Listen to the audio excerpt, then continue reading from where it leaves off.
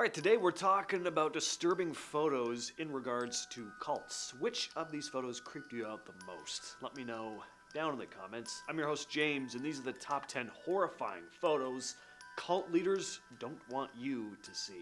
But we're showing you anyway. And we're starting off with this image here. This photo was taken during a ceremony of Order of the Solar Temple. This is a very secretive group who would never want their practices being made known to outsiders. It's actually kind of surprising there are actual photos of them in their secret meetings, to be honest.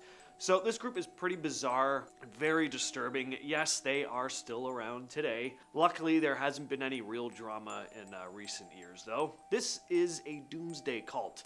At least it was in the 80s and early 90s. It mixed Knights Templar stuff with space. Love a good mixed genre kind of cult. Sci-fi and knights. I'm sold. Oh wait, you mean I gotta shed my physical body and reach a higher plane of existence on a distant planet, and the only way to do that is to take my own life? I'm out. On October 4th of 1994, 53 members of the cult in Canada and Switzerland either took their own lives or violently took the lives of others, and then the homes where they died were set on fire. Two similar events would take place in the months that followed. There is something so unsettling about the photos of them during their ceremonies. Obviously, this group was involved in these horrific incidents, but even setting aside the context, if I had no idea what these pictures were, I'd still find them a bit creepy. The robes, the Templar-style iconography, the old graininess of the images, it all just makes me feel uneasy. Staying with the Order of the Solar Temple for number 9 here, this is another unsettling image for you. This is a coffin being carried out on a stretcher from a house in Quebec, Canada. You can clearly see that there had been a fire in the house.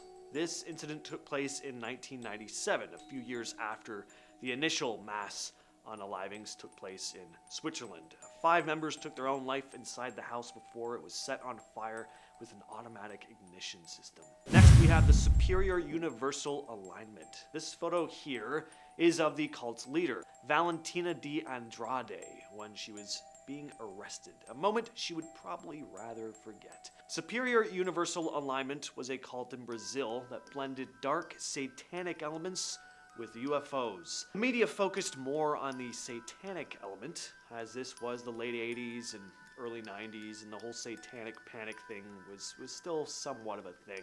But also, some believe this group was involved in organ trafficking.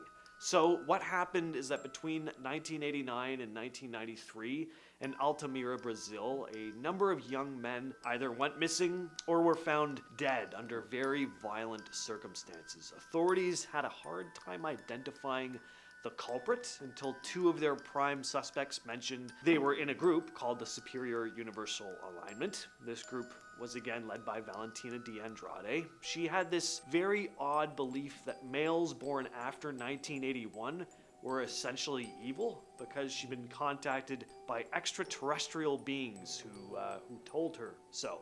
Anyway, she was investigated, but there wasn't enough evidence for her involvement in the crimes to land her in jail. Luckily, 4 other members were convicted, but Valentina ended up fleeing to Argentina, where she disturbingly still preaches her insane beliefs today. Number 7, NXIVM. This is a photo taken of several members of the group, many whose faces have been obscured, with a few prominent members like Allison Mack and leader Keith Raniere clearly visible. NXIVM was a self-help group turned cult that got into hot water. The leader, Keith Raniere, was accused of running a secret society within NXIVM where people, mostly women, go figure, were manipulated into having intimate relationships with him.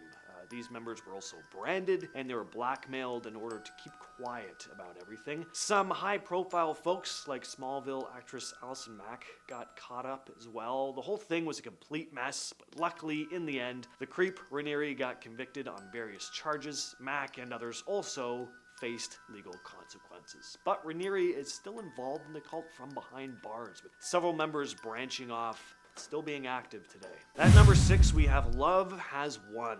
This is the last photo of Amy Carlson, leader of a cult called Love Has Won. You probably see something immediately off about her complexion. It has a gray, bluish tint to it. That's because she was ingesting high amounts of silver. Carlson claimed to be the embodiment of a spiritual figure, often referring to herself as the divine or Mother God. Love Has Won attracted followers who believed in Carlson's divine status and followed her spiritual teachings. Carlson claimed to have been reincarnated like hundreds of times, having been some pretty big names in her former lives: Joan of Arc, Marilyn Monroe, Cleopatra, and of course, Jesus. I had no idea that all those people were the same person. It's pretty incredible. She also claimed to have talked to Robin Williams after he died, of course. Donald Trump was also her father in a past life. I mean, what a legacy.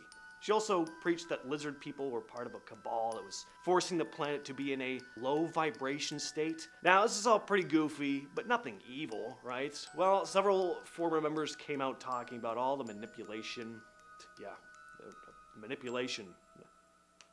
Really? There's manipulation going on here? I didn't realize. And also mistreatment. And this all went on at the hands of Amy and other higher-ups in the group. There was also apparently a lot of racist and anti-Semitic rhetoric going on, which really doesn't surprise me when you read the long list of insane stuff this lady was talking about. Oh, hippies, you truly are the worst. In 2021, news broke that Amy Carlson had passed away. Her body was discovered in a residence in Colorado where the group was based. She was basically mummified, with her eyes almost having rotted away completely.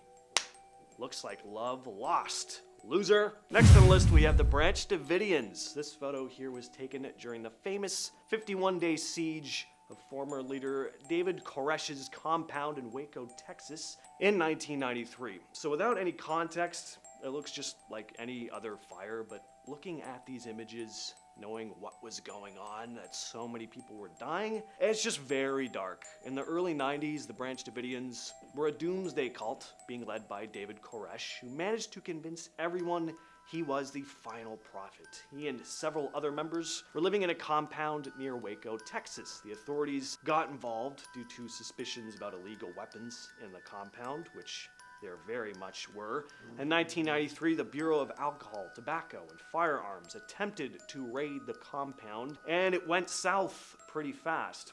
A shootout ensued, leaving several dead on both sides. The situation just continued to escalate, and the FBI ended up taking over. They surrounded the compound for a lengthy siege. Eventually, the FBI launched a final assault using tear gas. A few hours later, a fire erupted within the compound. It's still unclear how it actually started. Some believe the FBI caused it, but there's others that blame the Davidians themselves. In any case, though, the compound burned down and Koresh died inside, along with many of his followers. Number 4, the Children of God. This is a photo of members of the Children of God in prayer. You wouldn't know it based on this image alone, but there were some very dark things going on behind closed doors, and it just adds a very dark layer to images like this one. The cult is still active today, but now they really want to distance themselves from former leader David Berg and the horrific things that went on in the 70s and 80s, now calling themselves the Family International. The group was founded by David Berg, aka Satan personified, in the late 1960s. They started out as a hippie-like group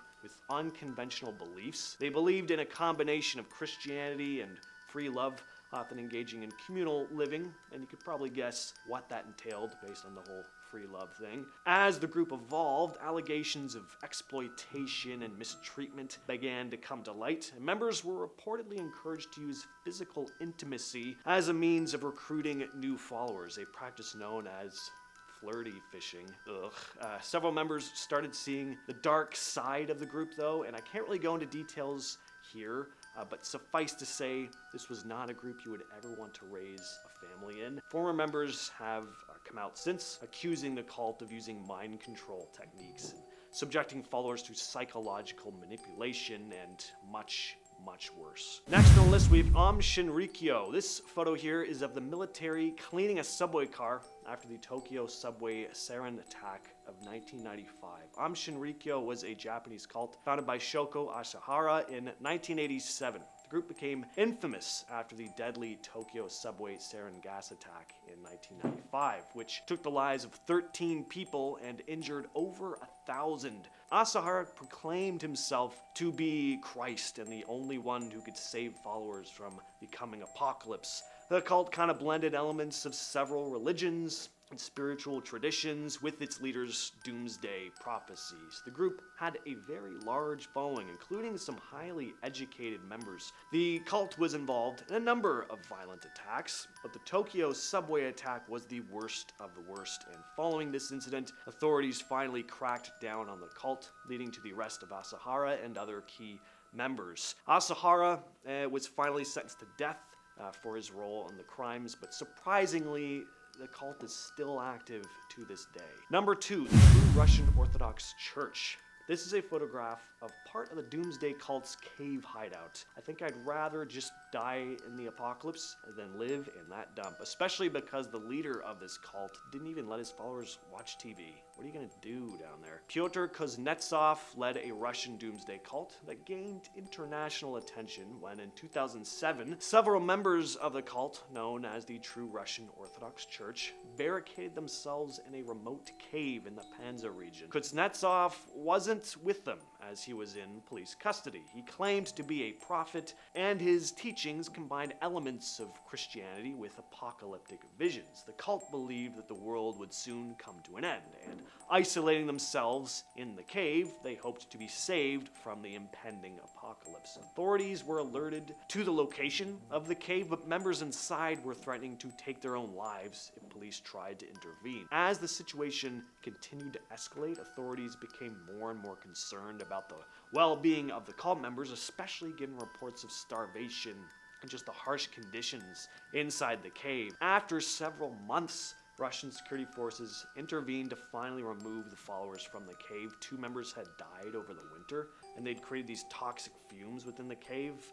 Kuznetsov attempted to take his own life after he'd realized his doomsday prediction was wrong. His whereabouts are not currently known to the public, but it's believed that he is still alive. And finally, we have Adolfo Constanzo. This photo here kind of looks like a witch's cauldron, and that's pretty much exactly what it is. The cauldron belonged to Adolfo de Jesus Constanzo, the leader of a drug smuggling cult that also performed ritualistic human sacrifices. The group mainly operated in Mexico. Constanzo practiced his own kind of twisted version of Palo Mayombe, a form of African Caribbean religion. The cult engaged in drug trafficking, human sacrifice, and ritualistic practices. Constanzo believed that these rituals granted him these supernatural powers and protection that would aid in the group's criminal activities. In 1989, a series of events unfolded which led to the downfall of the cult. A kidnapped victim managed to escape, and he informed authorities about the cult's activities. And then in a subsequent raid on the cult's compound, Constanzo and several other followers died in a shootout with police. With all that said, I've been your host, James, and I'll catch you, yes, you specifically, in the next video.